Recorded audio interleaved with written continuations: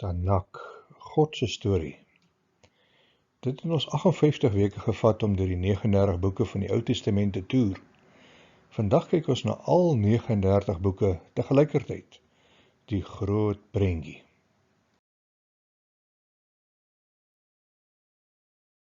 In the beginning, God created the universe and a planet called Earth. Humans were formed in God's image to continue God's work. But soon, humans decided we want to live our way, not God's. Selfishness and violence filled the world, so God started over with just one family. And God made a covenant with a man named Abraham. The land around you is now yours. Your family will be my blessing to the entire world. In just a few generations, they grew into a large nation named Israel. The Egyptians became fearful and forced the Israelites to be their slaves. Through a humble leader named Moses, God led the Israelites in a great exodus back toward their promised land.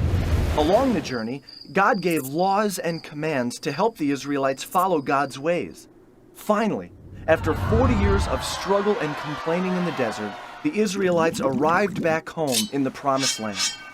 In victory, the people worshipped God, but soon after, they turned from God and lived their own rebellious ways.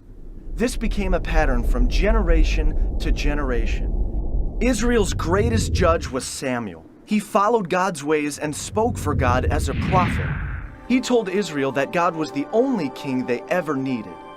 But they desired to be like the corrupt nations surrounding them and insisted, "We want a human king who we can see to rule over us just like the other nations." So Samuel found a man named Saul to be Israel's first king. His reign began well, but before long, Saul stopped following God's ways and made many bad decisions. So Samuel told Saul, "Because you have turned your back on God, God has rejected you as a king." Samuel's search for the next king led to a courageous young shepherd boy named David. When David grew up to be king, God blessed him and the Israelites greatly. But David was not perfect. He had an affair with a married woman and committed a murder to cover it up. But deep inside, David always loved God and would return to living in God's ways. Known as the poet warrior, he wrote music to God called psalms, heartfelt expressions of prayer, struggle, and thankfulness. After many years as king, David gave the throne to his son Solomon. God also told David, "One day, one of your descendants will rule with a kingdom that will never end." Solomon succeeded his father David, becoming the richest king in Israel's history. Full of God's wisdom, Solomon wrote books like Proverbs and built a magnificent temple, a permanent tabernacle reminding people of God's continual presence. But Solomon strayed from God, marrying corrupt wives who led him into worshiping false gods. Civil war broke out, dividing the country into a northern kingdom called Israel and a southern kingdom called Judah. Soon, both of these kingdoms were led by corrupt kings who ignored God's ways. During this time, prophets were sent as messengers, calling the Israelites to return to God. They warned of the destructive consequences ahead. The prophet Elijah, a wild and rugged man, showed up false prophets by calling on God to give an awesome display of fire. The prophet Elisha followed him, bringing a boy back to life by causing him to sneeze. These prophets challenged the Israelites and their kings to return to God's better ways. But the Israelites would not listen. Distracted in their own rebellion, other nations swept in and conquered both of the kingdoms of Israel and Judah. God's people were forced out of the promised land, and many were taken away to be slaves once again. The temple was destroyed, and the people lost everything. This was a time called the exile, where many of the Israelites, now called Jews, were scattered across different lands. One prophet named Daniel was sent to a city named Babylon. The law demanded that everyone pray only to the king of Babylon, but Daniel refused and prayed to God 3 times a day. So Daniel was thrown into a pit of hungry lions. But God closed the mouths of the lions, and Daniel emerged the next morning without a scratch. Though scattered, God was still watching over the Jewish people, and God gave them hope, speaking through the prophet Jeremiah's words, "I'll make a new covenant with the people of Israel, returning them to the promised land and filling their hearts and minds with my ways." 60 years later, this hope was realized. The Persian Empire freed the Jewish people to return to their promised land. A small number gathered back in the capital city of Jerusalem, and a new, smaller temple was built under the leadership of Ezra. Reunited, they celebrated and shouted with joy. But the elders wept in remembrance of what was lost. Prophets like Malachi and Isaiah pointed to the future and a coming king, a Messiah, one who would fully restore Israel and bring a new kingdom of peace. So the Jewish people waited and hoped, and God would not speak through the prophets again for 400 years. Die Bybel wat God vir ons gegee het, is 'n eenheid van begin tot einde, geskryf deur baie mense deur die eeue. Die Bybel is vir ons 'n gids en handleiding van geloof, van hoe om in 'n verhouding met God te staan. En baie van ons maak deesdae gebruik van Google of YouTube as ons iets wil leer van hoe om 'n rekenaar oop te maak, of hoe om 'n kar se engine uit te haal, of hoe om 'n stuk elektronika te programmeer, of hoe om lekker kos te maak. Ons besef ons weet nie genoeg self nie, dus gaan soek ons raad en rigting by iemand wat dit dalk al voorheen gedoen het. Die Bybel is as ware die eienaarshandleiding wat vir ons wys hoe om te lewe. Op sy eie kan hierdie dik boek van die Bybel nogal intimiderend lyk. Party mense dink dis te moeilik om te lees, en ander voel weer die kans dat dit met hulle in hierdie jaar gaan help is feitelik 0. Jy sal verbaas wees dat daar party mense is wat voel dat die Bybel niks het om vir hulle persoonlik te bied nie. Dis sal hulle maar Vrydag by die kerk iets kry om aan te kou. Maar self sal hulle nie die Bybel lees of oopmaak of bestudeer nie. Party van ons wens ons het die Owners Manual gelees voor ons getrou het. Dan het ons dalk so 'n paar misverstande vermy. I can't get out, I lost the owner manual, sê die ou wat vasgevang sit in 'n eysterpak. Nog 'n probleem, as jy skielik nie meer weet hoe 'n ding werk nie, of nie die fynskrif gelees het nie. Die handleiding is daar om bemeester te word, nie net om te raadpleeg as niks anders werk nie. Too bad Dennis did not come with an owner's manual, brom die oomie. Baie ouers het al kop gekrap oor hulle kroos, en maar op die harde manier geleer dat elkeen uniek en anders is. Wat vir die een gewerk het, werk nie noodwendig vir die ander een nie. Die eerste kind is gewoonlik die eksperimentele leerskool vir ouerskap. Daarna gaan dit gewoonlik so bietjie makliker. Veronderstel iemand laat val 'n klip op die grond. Na ruk kom nog iemand verby wat ook 'n klip laat val en dit beland op die ander een. Dan kom nog 'n persoon verby, 'n paar weke later en nog 'n klip word laat val. Dit gaan aan vir 1600 jaar. Uiteindelik kom die laaste persoon verby en laat ook 'n klip val en haai, skielik het ons 'n perfekte standbeeld wat daar staan. Die meeste mense wat hulle klippe laat val het mekaar nie geken nie en het in verskillende tye van die geskiedenis gewoon. Wat dink jy daarvan? Onmoontlik? 'n Mens kan seker redeneer dat dit heel toevallig was dat al die klippe toevallig op dieselfde plek beland het, tydens 1600 jaar en toevallig 'n pragtige standbeeld gemaak het. Of mens kan dit sien dat daar tog 'n intelligente wese agter die skerms besig was om daardie standbeeld te bou deur die eeue heen. Die Bybel werk ook so. Vandat die eerste hoofstuk geskryf is, tot die laaste hoofstuk het 1600 jaar verloop. Verskeie auteurs het in verskillende wêrelddele en tydzones 'n bydrae gelewer. Hulle het nie die luksheid van Google of kommunikasie gehad om die vorige auteurs se gedagtes te raadpleeg nie, en daar is ook nie 'n regisseur of komitee wat vir hulle rigting gegee het van wat om te skryf nie. Maar uiteindelik het ons die Bybel van 66 boeke gekry, wat 'n pragtige geheel vorm. Die Heilige Gees het duidelik die auteurs gelei om die skrif tot stand te bring, want daar was 'n groot outeur agter dit alles, wat die skrywers gelei het om die volgende te sê.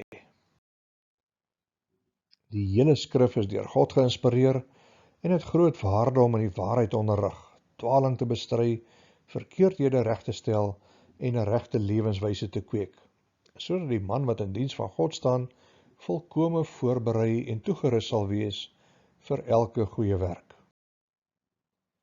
Toe hierdie woorde neergeskryf was die Bybel nog nie bymekaar gesit soos ons dit vandag ken nie.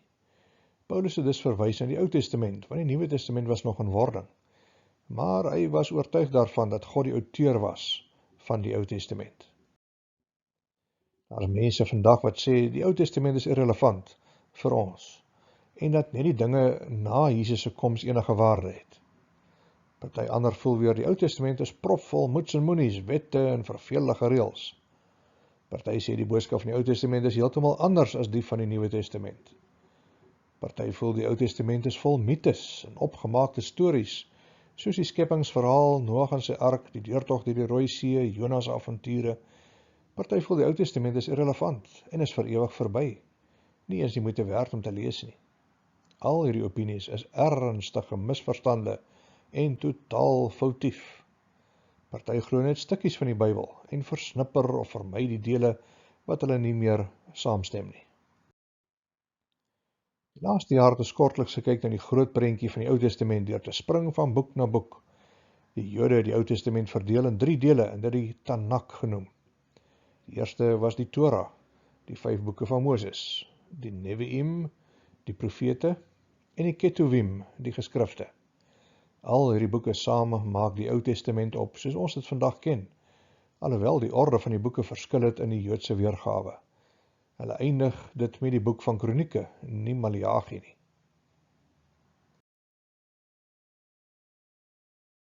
If you open a Protestant Christian Bible and look at the table of contents, you'll notice the first 3 quarters is a collection called the Old Testament. If you look at the list of books, you'll see it's made up of 39 smaller works that are grouped into 4 main sections. The first 5 are called the Pentateuch, followed by the historical books, then the poetic books, and finally the books of the prophets. Now that seems simple enough, but actually it's more complicated and way more interesting. This arrangement of the books in a single volume called the Old Testament is a later Christian tradition that developed after Jesus and the apostles. In ancient Jewish tradition, these works were all on separate scrolls and were conceived of as a unified 3-part collection called Tanak. It's a Hebrew acronym for Torah, which means instruction, Nevi'im, which means prophets, and Ketuvim, which means writings. The Tanakh has the same books as the Protestant Old Testament, but they're arranged differently. The Torah corresponds to the Pentateuch, but the prophets consist of 4 historical narrative books, and then the 15 works named after specific prophets. After this comes the writings, a diverse collection of poetic and narrative texts. Now this 3-part design is really, really old. It's referred to in ancient Jewish texts like the Dead Sea Scrolls, the Wisdom of Ben Sira, even Jesus of Nazareth mentioned it. And that's because this 3-part shape is woven into the compositional design of the scrolls themselves. If you pay attention, you'll discover that every scroll has been coordinated by means of cross-references that link each work into the larger 3-part collection. So, who put all these scrolls together? It was a long process. Some of the famous contributors are named, like Moses or David, but most of the authors remain anonymous. In the Bible, they're simply called scribes or the prophets. These scrolls took shape throughout Israel's history as generations of prophetic scribes collected earlier stories and poems, integrated them into larger compositions, and then eventually shaped all this material into the unified library of scrolls, the Tanakh. It's clear from texts in the Psalms and Prophets that these prophetic scribes believed that God's Spirit was guiding this whole process, so that through these human words, God speaks to his people. That's why they treasured these texts, studying and composing them into a unified collection. We don't know when precisely this process was finished, but it was somewhere in the last centuries before the time of Jesus. In its final shape, the Tanakh offers a prophetic interpretation of Israel's history that claims to reveal God's purposes to rescue the whole world. And while we can't do justice to the whole collection in one video, it's helpful to get an overview of what these scrolls are all about. The Torah begins with God creating and blessing a great piece of real estate, our very good world. And God entrusts it to a creature that reflects the divine image, human, or in Hebrew, Adam. God appoints humanity to rule the world as kings and queens of creation, and the question is whether they will trust God's wisdom to discern good and evil, or seize autonomy and define good and evil for themselves. But there's another creature with the humans, a mysterious snake. It's in rebellion against the Creator, and it dupes the humans to foolishly rebel against God's generosity. As a result, humanity is separated from its divine source of life and exiled from a garden of blessing to die in a dangerous wilderness. From there, humanity keeps spreading and redefining good and evil, and things go downhill fast. They build cities plagued by violence and oppression, all leading to the foundation of a city called Babylon, where people exalt themselves to the place of God. And now the basic plot conflict of the whole Bible is set. God wants to bless his world and rule it through humans. But now, humans are the problem. They're under the influence of evil, they're stupid and short-sighted, and headed for self-destruction.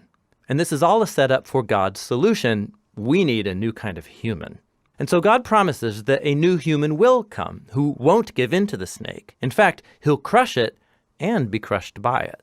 From here, the story traces the promised lineage to a man and a woman, Abraham and Sarah. God entrusts them with the same divine blessing given to humanity on page 1. And so they leave Babylon to a new garden-like land that God promises to give his family. What follows is the story of Abraham's family. 3 generations, Abraham, Isaac, and Jacob, followed by 12 sons.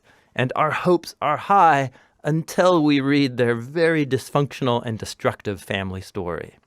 They lie, cheat, nearly kill each other, not to mention the sex scandals. But what did you expect after the garden story? They're humans. Eventually, Abraham's family ends up exiled down in Egypt. All these failures of Abraham's family form a dark background for the handful of bright moments in the story. God stays committed to these people. He even makes them an eternal promise called a covenant, that he will rescue and bless all humanity through them. How exactly isn't clear, but Abraham's family is at its best when they stop their selfish scheming and trust God's promise with radical faith. From here, the family grows. They end up enslaved in Egypt, and we're introduced to the Torah's other main character, Moses. God raises him up to rescue the Israelites and bring them to a mountain where they're all invited into a covenant relationship with God. They're given 613 terms of the relationship, guidelines for becoming new kinds of humans who will faithfully represent God to the world. And Moses brokers this whole deal because he's awesome. He's the ultimate prophet who speaks God's word to Israel. He's a priest who represents them before God, and he's even called a king, Israel's leader and deliverer in time of need. But as the Torah progresses, the Israelites fail big time. They violate the covenant, and even Moses rebels against God. In fact, the Torah ends with Moses predicting that Israel's failure will continue as they go back into the Promised Land, and they're going to end up in exile once again.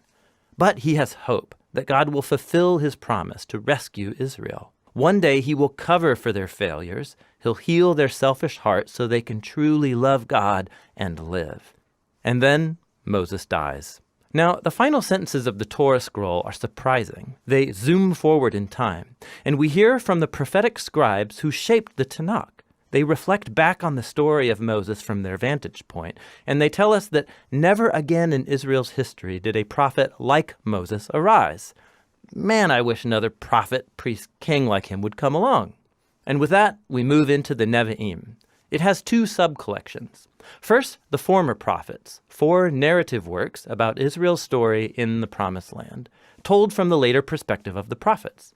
Things start great with Joshua's leadership. We're told he's successful because he's just like Moses, and he meditates on Scripture day and night. But eventually, even Joshua fails, beginning Israel's long and violent descent into self-destruction, just like Moses and the garden story anticipated. These stories mostly focus on the failure of Israel's kings, prophets, and priests, how they lie, cheat, and kill each other, and worship idols. It's basically a longer, bloodier replay of the ancestors' failures. But there are some bright spots. God reaffirms his covenant promise to bless humanity through a new human. It will be a king from the line of David. And you get some stories about people like David or Solomon who have moments like Abraham when they trust God, but it never lasts. And wouldn't you know it, the family of Abraham ends up right where they began, conquered and exiled in Babylon. But remember, This whole story is being told from the later perspective of the prophets, and they know exile isn't the end. So they designed these stories of Israel's past as pointers to their future hope. When God does rescue his people out of Babylon, he'll send that new king who will be like Moses and David and Solomon were on their good days. In fact, this is what the second part of the Nevi'im, the latter prophets, is all about. There are 3 large and 12 short works connected to specific prophets. And this design intentionally recalls the 3 plus 12 ancestors from Genesis, whose stories of failure contained the seeds of future hope. These prophetic scrolls are loaded with cross-references that link back into the narrative of the Torah and the prophets, and they carry the story further. The job of Israel's prophets was to be like Moses, to accuse the old Israel of failure and corruption, and to warn them about the looming result, the great day of the Lord, which ended with defeat and exile in Babylon. But the prophets also promised that God had a purpose, to purify his people and recreate a new Israel who would be faithful like Abraham was. They'll live in a new covenant relationship with God under the reign of that promised ruler, who's described as a new Moses, but called by the name David. He will be the one to restore God's blessing to the entire world. The conclusion of the Nevi'im is just like the Torah. There's a note from the Tanakh's prophetic scribes. They reflect back over the whole story so far, and they urge readers to anticipate the arrival of a new Moses-like prophet, who they call Elijah. He will announce the arrival of Israel's God to purify and save his people. From here we move into the Tanakh's third and final sub-collection, the Ketuvim, a diverse collection of scrolls. Each one has been designed to link back into the key themes from the Torah and the prophets and develop them further through an elaborate tapestry of cross-references. For example, the Psalms scroll is introduced by 2 poems that are coordinated to the beginning of the Torah and the prophets. In the first psalm, we meet the righteous one, who's described as a new Joshua, a successful leader who meditates on the scriptures. He's like the king promised by Moses, and he's like the eternal tree of life in the Garden of Eden. Psalm 2 then identifies this figure. It's the promised king, the Son of God from the line of David, who's going to defeat evil among the nations and restore God's blessing to the world. And the rest of the Psalm scroll teaches God's people how to pray as they wait for this future hope. Then there are the wisdom scrolls that address some of the most difficult questions raised by the story of the Torah and the prophets. So Proverbs sounds like Moses in the Torah. Trust in God, be faithful and obedient, and you'll have peace and success. But then Ecclesiastes and Job reflect back on Israel's complicated history and say, yeah, we tried that, and it's not that simple. These 3 books carry on a profound conversation about what it means to live wisely in God's good and often confusing world. 2 of the last books of the Tanakh to be written make a crucial contribution. The Daniel scroll looks back over the long history of Israel's failure and suffering as a strange door of hope into a new future for the world. One day, that new human promised in the Torah and prophets will arrive.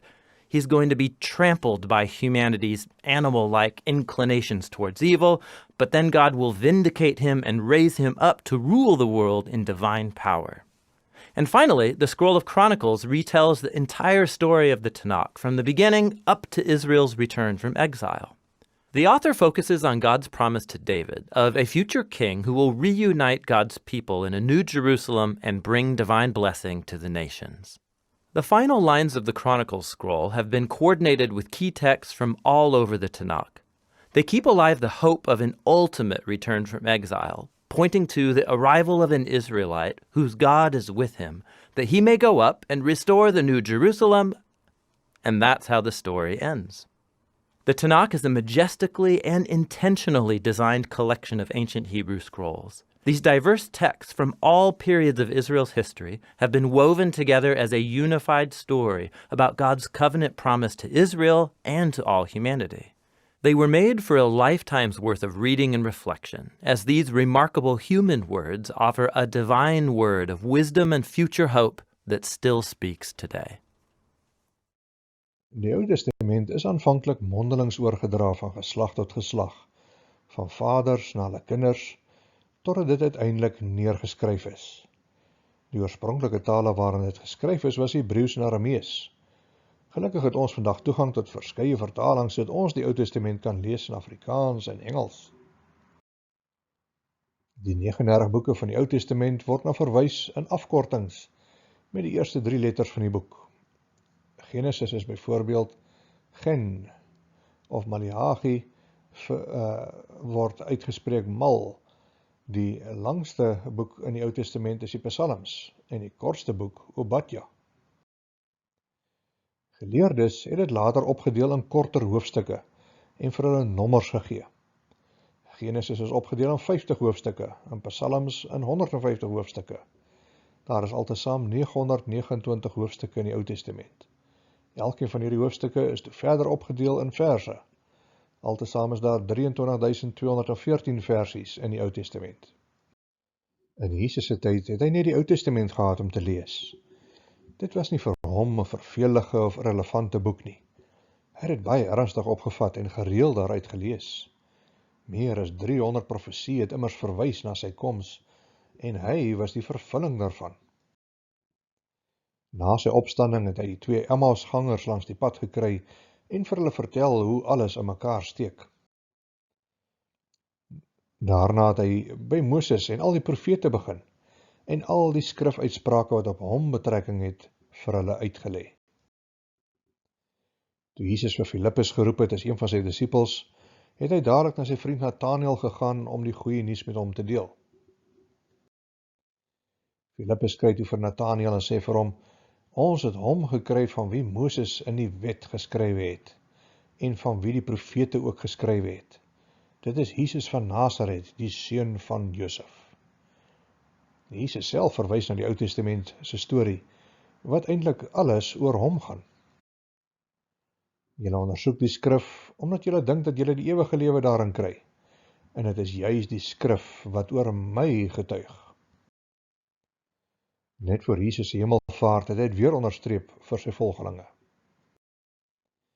Daarna sê hy vir hulle, dit is die betekenis van die woorde wat ek vir julle gesê het, toe ek nog by julle was, naamlik dat alles vervul moet word, wat in die wet van Moses en in die profete en psalms oor my geskrywe is. Die Ou Testament gaan oor Jesus en sy koms, sy rol, sy offer, die toekoms. Sedert die tuin van Eden het die aarde in afwagting gewag vir die dag wanneer die koning van alle konings, die Messias, weer sou kom. Wanneer die Messias Jerusalem sou intree met triomf en oorwinning. Baie van Jesus se volgelinge het gehoop dat die Messias een sou wees wat vir hulle sou help om ontslae te raak van die Romeine wat hulle land beset het. Iemand wat vir Lazarus uit die dood kon laat opstaan, sou daarom seker man genoeg wees om krag te hê om met Caesar af te reken, nie waar nie? Hulle het verlang na 'n vegterkoning wat op 'n wit perd sou ry soos Dawid van 1000 jaar gelede toe hy die Filistyne uitgeroei het. Dis geen wonder die mense was effens verward toe Jesus op 'n donkie Jerusalem inry nie. Maar dis presies wat die profeet Sagaria voorspel het. Jubel Sion, juig Jerusalem, jou koning sal na jou toe kom. Hy is regverdig en hy is oorwinnaar, hy is nederig en hy ry op 'n donkie, op die hingsvul van 'n donkie. Dit het wel vir hulle herinneringe opgeroep van hoe koning Salomo op die toneel verskyn het. 1 Konings 1, die priester Sadok, die profeet Nathan en Benaja, seun van Jojada en die koninklike leiwag het toe so gemaak. Hulle het Salomo op koning Dawid se muil laat ry en hom by Gihonfontein gebring. Die priester Sadok het 'n horing vol olie uit die heiligdom saamgebring en hy het vir Salomo gesalf. Toe blaas hulle die ramshoring en die mense roep, lang lewe koning Salomo. Hulle gaan toe almal agter hom aan terwyl hulle op fluitte blaas en juig dat die aarde daarvan dreun. Lukas beskryf hoe die mense vir Jesus in Jerusalem verwelkom het. Terwyl hy aanry, het hulle van hulle klere op die pad oopgegooi. Dis omtrent soos om die rooi tapuit uit te rol vir 'n belangrike persoon vandag. Hulle het hulle eie klere en jasse op die grond gegooi sodat die donkie daarop kon loop as 'n teken van respek en blydskap. Hulle het vir hom die eer bewys wat 'n koning sou toekom. Grootste deel van die skare het van hulle klere op die pad oopgegooi en ander takkies van die bome afgebreek en dit op die pad gestrooi. In die ou dae het mense 'n koning terugverwelkom in die stad as hy seevierend terugkom vanaf 'n geveg. Die takke was simbole van vreugde en oorwinning en is dikwels gestrooi op grafte as 'n teken van die ewige lewe. Palmtakke was ook 'n teken dat lewegewende water naby was. Deur takke op die pad te strooi die mense aangedui dat Jesus 'n seevierende koning was wat ewige lewe gee aan hulle wat in die woestyne van die lewe leef. Wat volgende gebeur is selfs meer duidelik.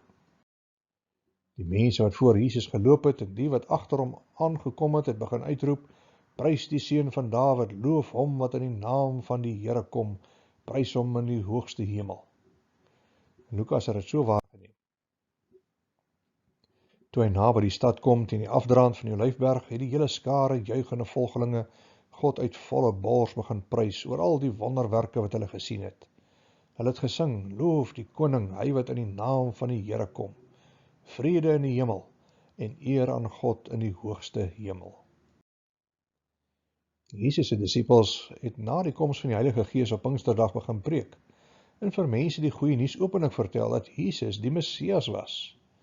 Duisende mense het toe tot bekering gekom.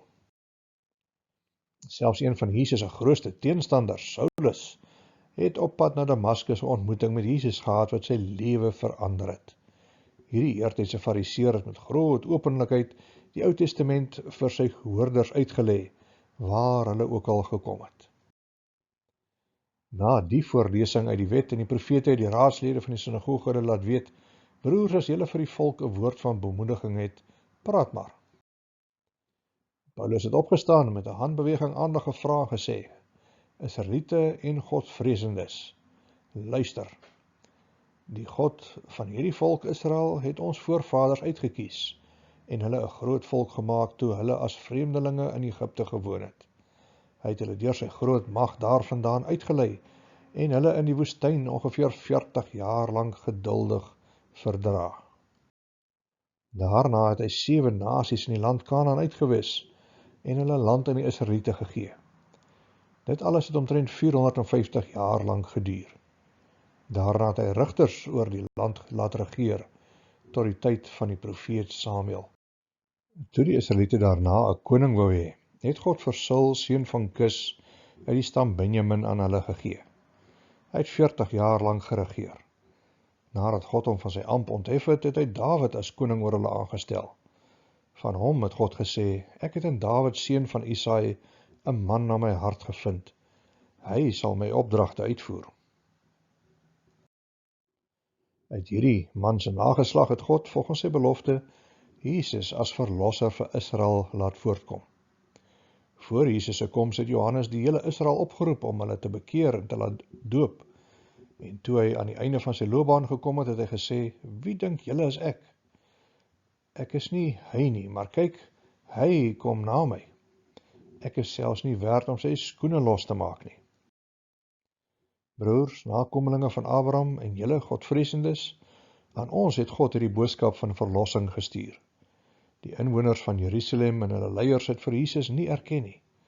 Deur hom te veroordeel het hulle die uitsprake van die profete wat elke Sabbatdag voorgelees word in vervulling laat gaan.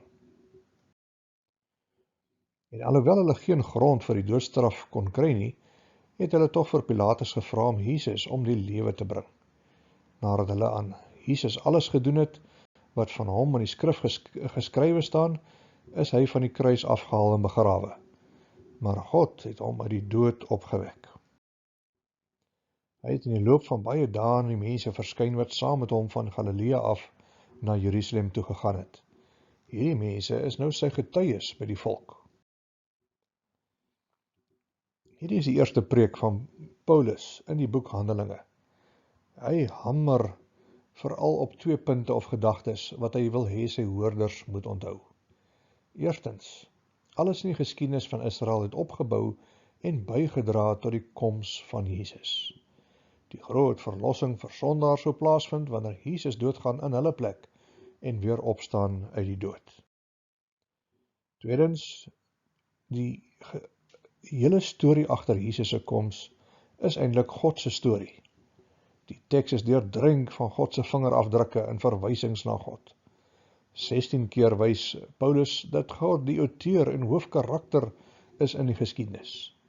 Die geskiedenis vertel God se storie. Paulus vertel in hierdie kort gedeelte van 16 ingrype van God in die geskiedenis. Eerstens, God kies Israel. In vers 17 is dit God wat die inisiatief neem en vir Israel kies tussen al die volke vir sy spesiale doel. God vermeerder dan sy volk.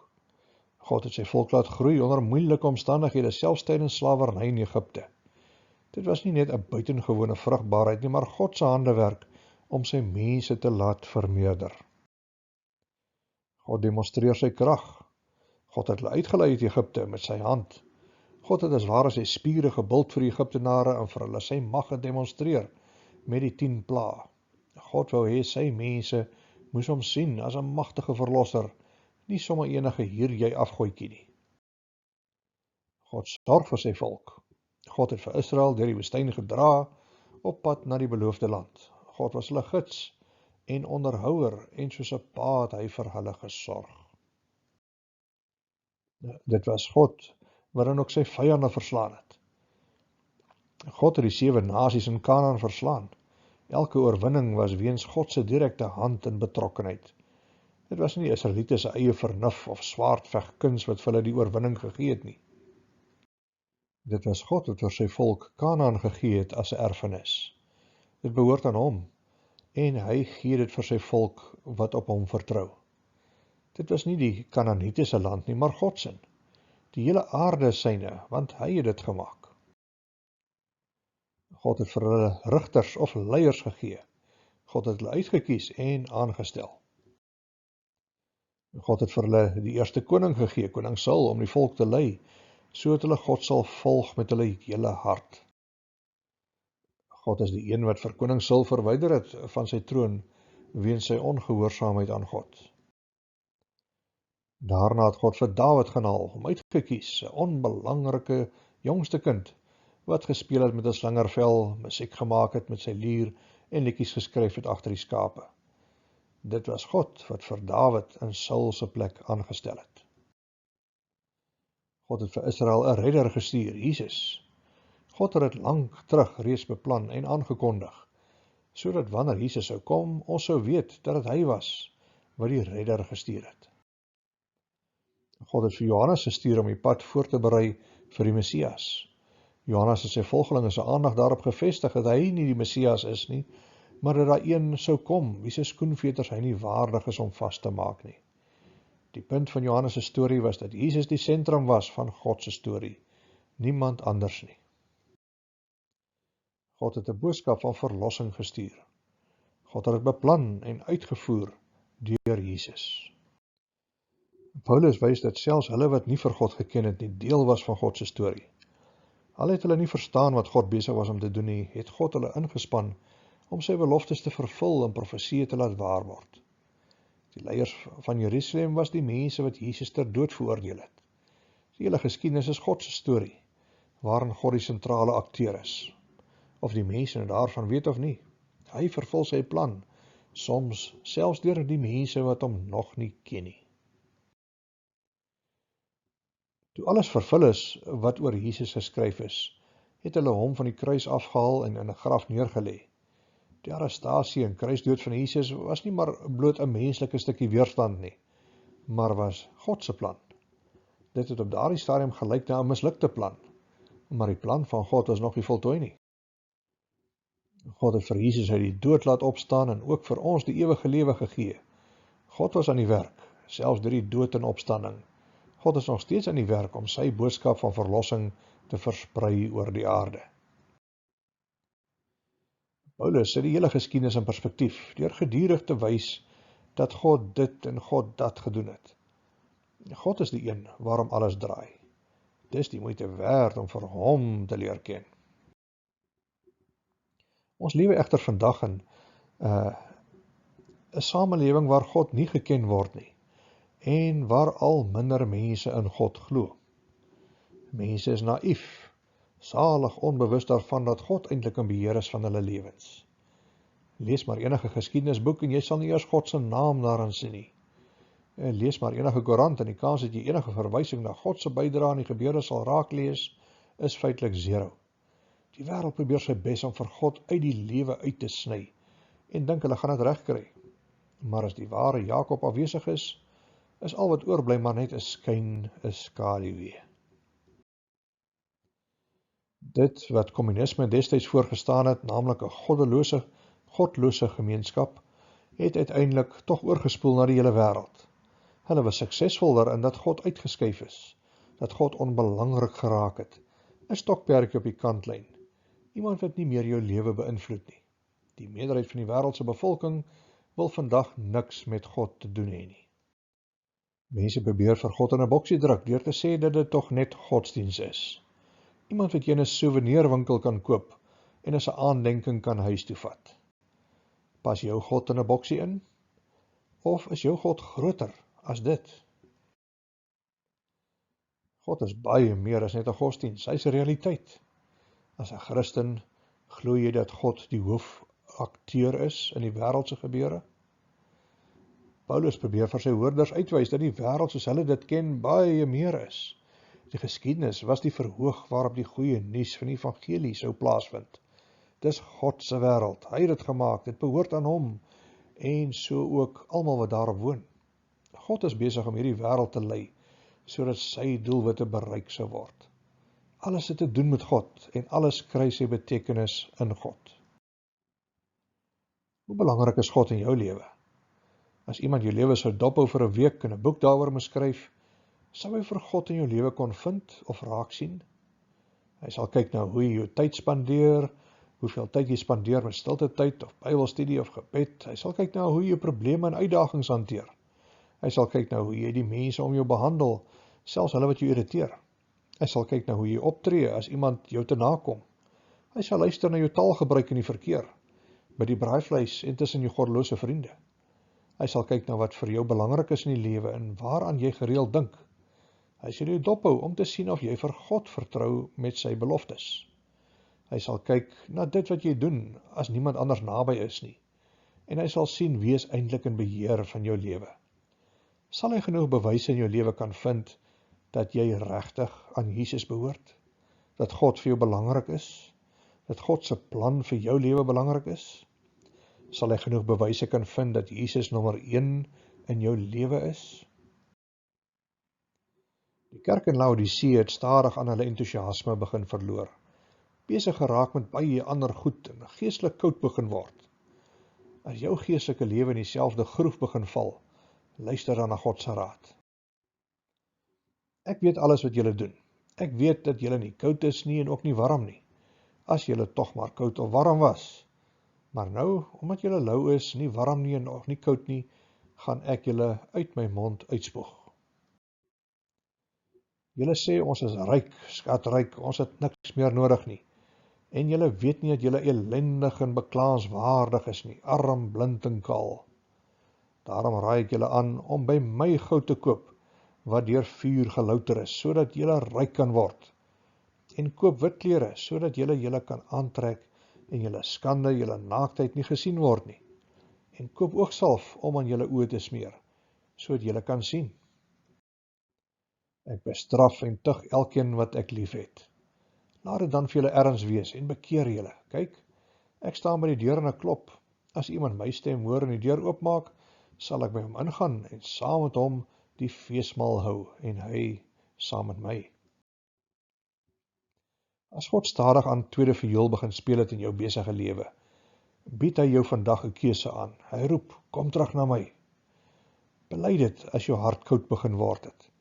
En kies om nie die vlam van jou geestelike lewe aan die brand te steek. Kies om te draai en vir God eerste te stel. Gryp sy hand en laat toe dat hy jou die lewe in oorvloed gee. Amen.